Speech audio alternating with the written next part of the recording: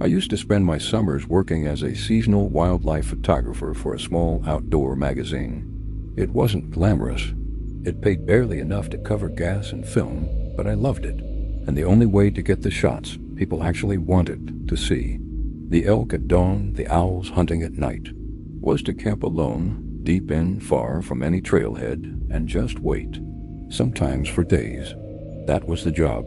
You sit in the dark, you stay still, and you let the forest forget you're there. I want to explain a bit about what that job actually looks like, because I think it matters for the rest of this story. Editors don't want a photo of an animal standing in a clearing at noon. They want the animal doing something, hunting, drinking, moving through fog at first light, and those moments only happen when you're not disturbing anything around you. So you learn to move slow. You learn to set up camp quietly, cook without much smell, sit for hours without shifting your weight. After a few years of doing that, you start to feel like part of the woods instead of a visitor in them. That feeling is probably why what happened scared me as much as it did, because for the first time in years, the woods didn't feel like they wanted me there. This happened around 6 years ago, in a stretch of national forest in the Pacific Northwest that I'd camped in maybe a dozen times before. I knew the area. I wasn't nervous about being alone out there, not even a little. I'd tell people that being alone in the woods was safer than walking through a parking lot at night. And for the most part, I still believe that. I set up camp about 2 miles off the marked trail, in a spot I'd used before, a small clearing next to a creek. I remember it took longer than usual to get my tent up because the wind kept picking up, and I remember thinking that was strange because the forecast said it would be calm all week. I didn't think much of it at the time. Weather does what it wants out there. I cooked a quick dinner, packed my camera gear away in dry bags in case of rain, and sat by the creek for a while before turning in. I remember the light fading through the trees, that orange and blue kind of dusk you only really notice when you're somewhere with no other light source competing with it. I remember thinking it was one of the more peaceful evenings I'd had out there in a while. I want to point that out because I don't want this to sound like I had some bad feeling from the start. I didn't. Everything about that evening felt completely ordinary right up until it wasn't. I fell asleep early, maybe around 9, because I wanted to be up before sunrise to catch the deer coming down to drink. I don't remember what woke me up. That's the part that still gets me, even now. I just remember opening my eyes in the dark and knowing immediately that I was not alone. There's a sound the forest makes at night when nothing is wrong. Bugs wing through branches, maybe an owl. And there's this different kind of silence that happens when something living is nearby and paying attention to you. I want to explain it better, but I can't.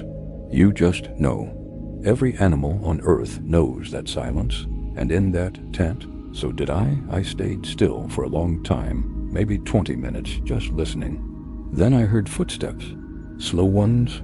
Not an animal's rhythm, 4-legged movement has a pattern to it, a kind of pace, and this wasn't that. This was 2 feet, deliberate, stepping carefully like whoever it was didn't want to be heard, and failing footsteps circled my tent, once, then stopped, directly behind where my head was. I want to be honest, I have never in my life been more afraid to breathe. I laid there gripping my flashlight, not turning it on, because some part of me thought that if I couldn't see it, maybe it couldn't see me either, which makes no logical sense. But fear doesn't really care about logic. Then I heard breathing, not mine, slow, heavy, wet-sounding, right against the tent fabric, maybe a foot from my head. I've spent enough time around wildlife to know the difference between an animal's breathing and this. A bear or a big cat breathes through a wide chest. It has a kind of rhythm to it that sounds almost mechanical if you've heard it enough times. This didn't have that rhythm. It was uneven. It would pause for several seconds and then start again, almost like whatever it was listening in between breaths, waiting to hear if I was going to move. At one point, I felt something press against the tent wall right where my shoulder was.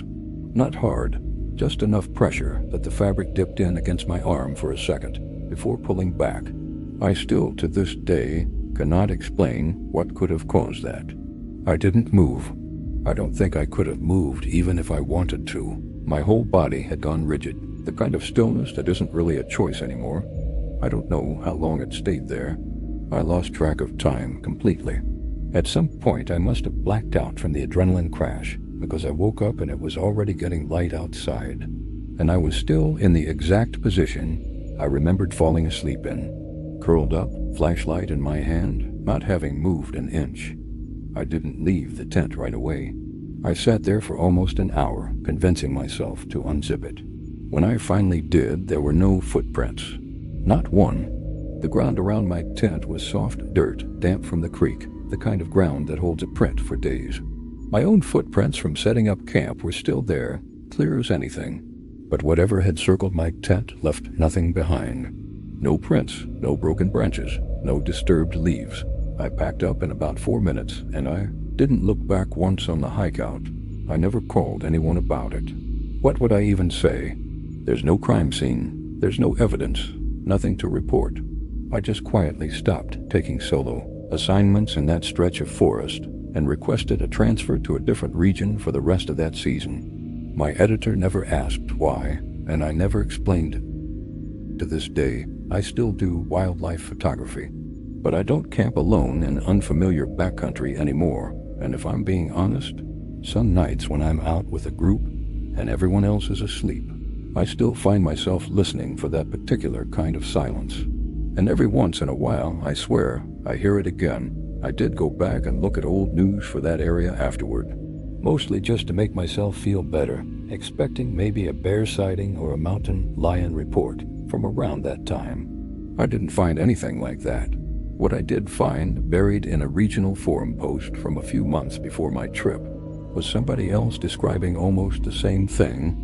A solo hiker who'd camped in a different part of the same forest, complaining about footsteps circling their tent at night and no prints left behind afterward. I don't know if that means anything. Maybe it's a coincidence. Maybe it's two people's imaginations running in similar directions after a scary night alone in the dark. I try to tell myself that. Most nights it even works. Back in college, 4 of us used to take a camping trip every year at the end of summer before classes started. Me, my girlfriend at the time, and our 2 closest friends, Derek and Casey. We had this tradition of driving up to a lake a few hours from campus. No cell service, no plan. Just 3 days of doing nothing. Casey was the one who usually planned these trips. She grew up camping with her family every summer. She knew how to read a map better than any of us. She was the one who taught the rest of us how to actually build a fire that didn't die in 20 minutes. Out of the 4 of us, she was easily the most comfortable in the woods, which I think is part of why what happened felt so wrong when it started. It wasn't happening to someone unfamiliar with the outdoors, getting spooked by normal sounds. It was happening to the one person who never got spooked by anything out there. The year this happened was our 3rd trip to that lake. We'd picked a site a little further from the main camping area than usual because Derek wanted somewhere quieter. It was more of a walk-in spot, maybe 15 minutes off the main road, right on the water. Casey actually picked the exact spot, said she remembered it from a family trip years earlier and wanted to see if it still looked the same. It did, she said mostly. She mentioned, kind of offhand, that the tree line looked like it had grown and thicker than she remembered, and that the path had felt longer than she remembered too, but none of us thought much of that at the time. Memory does that to places. The first 2 days were normal. Swimming, a fire at night, the usual stuff. It was the second night that things started feeling off, though none of us said anything to each other at the time. I remember waking up around 2 in the morning because I heard someone moving around outside the tents, and I assumed it was just one of us going to the bathroom. In the morning I asked, and nobody admitted to being up. That night, the 3rd night, Casey started acting strange. It came on gradually. She got quiet during dinner, which wasn't like her at all. She was usually the loudest one of the group. When we asked if she was okay, she said she just felt tired and went to lie down early. Derek and I stayed up by the fire a while longer.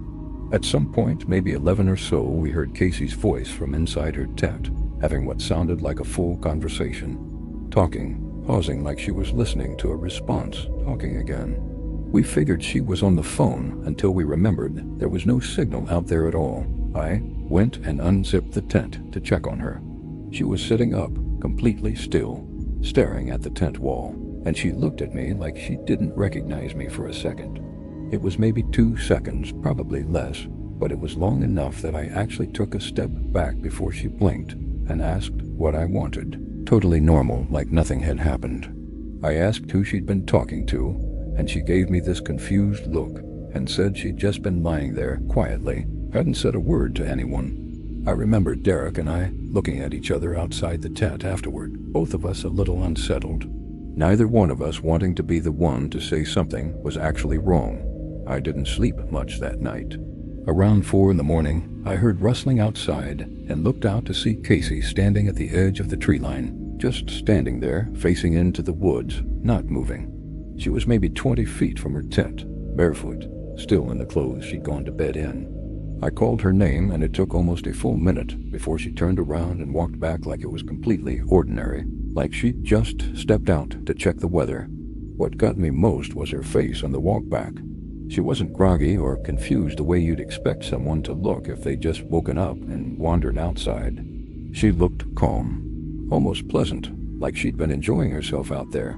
The next morning, she didn't remember any of it. Not the conversation, not standing outside. She thought we were messing with her at first, then got upset when she realized we weren't joking. She said her memory of that whole night was just gone, like someone had cut a piece out of it. We packed up and left a day early. Nobody really talked about it on the drive back. It just felt like something none of us had the words for yet. Casey never went camping again after that trip, not once, and she doesn't like talking about that night to this day. We still don't really know what happened. She thinks it might have been sleepwalking combined with exhaustion, and maybe that's exactly what it was. But I remember the way she looked at me when I opened that tent, like there was a stranger behind her eyes for just a second, and no explanation about tiredness has ever fully sat right with me since.